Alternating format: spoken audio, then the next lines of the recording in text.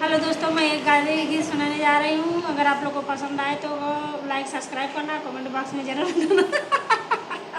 Comment box में ऊंचे चौतरवा पे बैठे समाधि साले, ऊंचे चौतरवा पे बैठे समाधि साले, मकर बहिनियन का मोल तूती बोलेला।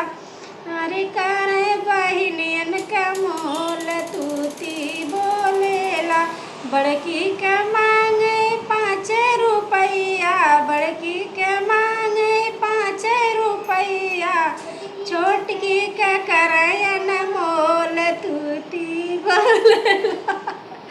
अरे छोटकी के करयन मोल तूती बोलेला। तोरी बोलिया सुने कुतवाल तूती बोलेला, तोरी बोलिया सुने कुतवाल तूती बोलेला।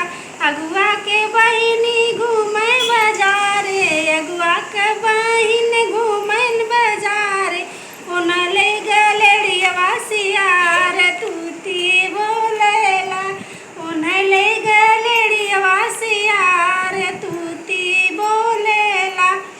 ऊंचे चौतरवा पे बैठे समाधि साले, ऊंचे चौतरवा पे बैठे समाधि सारे, करे बहिनियन का मोल